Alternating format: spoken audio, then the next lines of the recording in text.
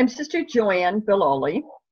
I grew up in Detroit, Michigan, and met the Fathers of the Precious Blood, and it was through that I met the Sisters of the Precious Blood. Currently, I'm a clinical social worker at Livingston County Catholic Charities in Howell. I work with substance abuse and mental health individuals with those issues.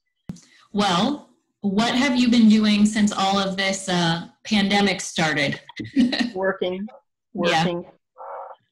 Because of the work I do, my particular department stayed open. Mm-hmm. Okay.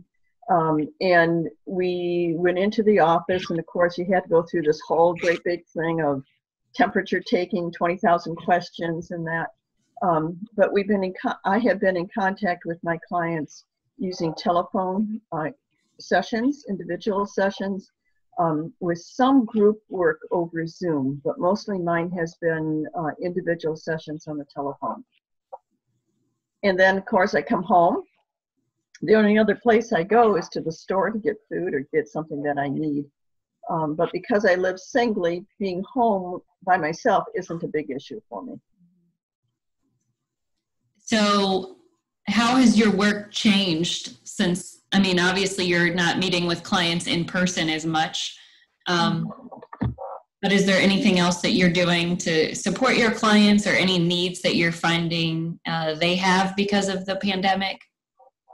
I would say that a lot of my clients, some of my clients have basic medical conditions, chronic medical conditions. And they are the ones that are probably more scared. They want to make sure that they do not get COVID-19, because if they do, it will be very disastrous for them. Mm-hmm. Others, it's just basically doing the same type of thing, but not in person. Checking, because I do substance abuse, are you clean and sober? What's your support system?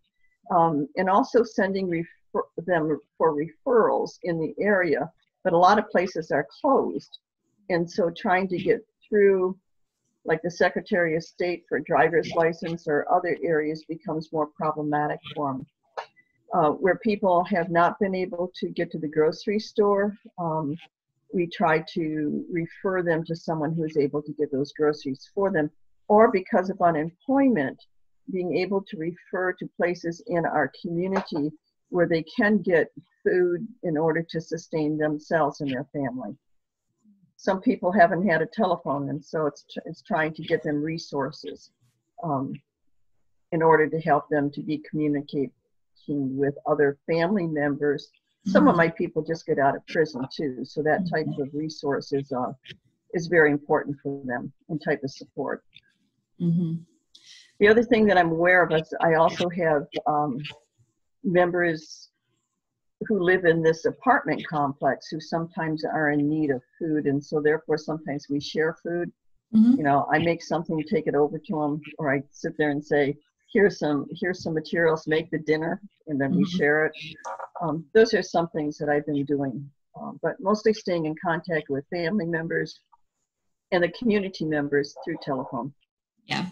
How do your clients respond when they find out you're a sister? Oh, some are very happy, particularly at this particular time of the COVID, because I've been able to refer them to programs using the television where they can pick up liturgy or pick up spiritual practices. For others, it's like calling them back into their faith tradition, whatever that faith tradition is. Mm-hmm. So it's not been a big issue. Let's put it that way. Well, some kind of breathe a sigh of release.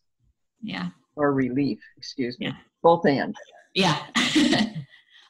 So obviously there's a lot of challenges with the pandemic, but what's been a grace of the pandemic?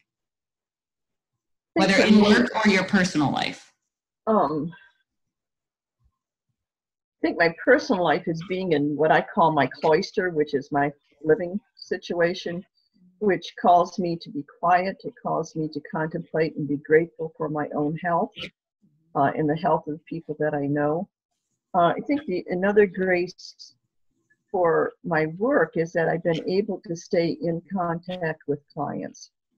And the gift is that I have the ability to communicate using telephone, and we've not had any problems with that here in this area where I live.